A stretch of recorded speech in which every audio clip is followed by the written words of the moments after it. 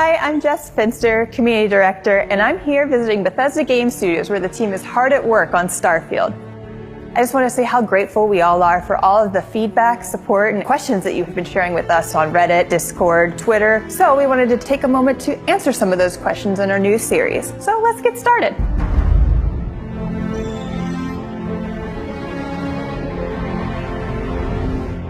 First thing that we want to know is what inspired Starfield? Oh, so many things. I think the main ones that, I'm going to go back like in time here. Sundog is a big one. Amazing game, kind of like the science fiction game when Ultimas were out. It also had this parcelless interface, kind of one of the first games where you're moving objects around and putting them together, but great game where you had your own ship and you could explore around that I loved. Another one, this is a kind of pen and paper role-playing game at the time where D&D was getting popular, is this game Traveler. Traveler was a little more hard science fiction. The other thing there, it's one of the first games I programmed on the Apple II at the time. I really wanted to make a Traveler game. It was also my first time realizing that computers had memory that you could run out of.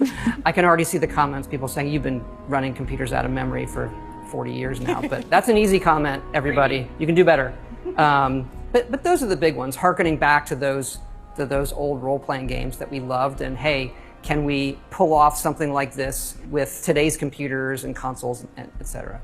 You mentioned hard space or hard sci-fi, and I know that that's one of the things that's been hotly debated in the community. Is Starfield considered a hard sci-fi? I never quite know, because that's always like, what do they think it is if you say yes or no?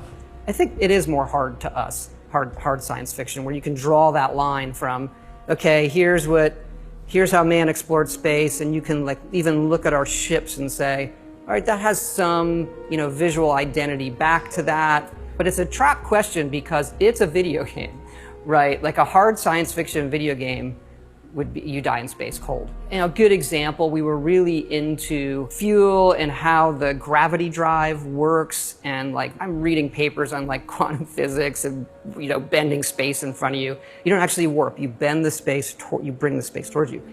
And so we were playing that, and it became very punitive to the player. Your ship would run out of fuel and the game would just stop. You just want to get back to what you're doing. So we've recently changed it where the fuel in your ship and the grav drive limits how far you could go at once, but it doesn't run out of fuel. Maybe there'll be an update or a mod that allows that, but that's what we're doing now. Constellation members are excited about the character customization and the traits in the game. Can you talk more about what players will experience with the traits? I love our trait list. It's super fun. But each one obviously comes with some sort of negative as well. And we have a way in the game, kind of an activity or quest you can do to remove that trait, as opposed to, don't like my character, I want to start over. Each of them are something that you can solve that removes the entire trait for the rest of your playthrough.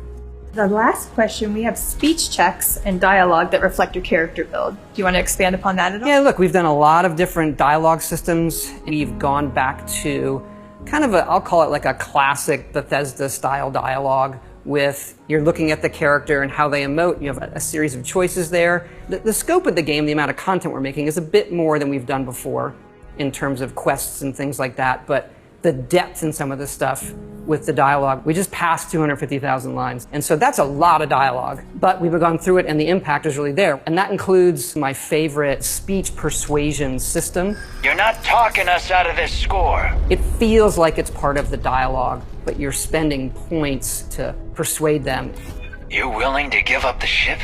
Just like that? It feels natural, not like I've entered some other mode where I'm not doing regular dialogue. It's just I'm in this mode of persuading you to get what I want. Having a way with words might prove useful. That's it. That's all the questions that I had for today. Yeah, this has been great. Everybody out there, keep it coming. We do really read it all. And also we look forward to showing you more of the game in the future as well.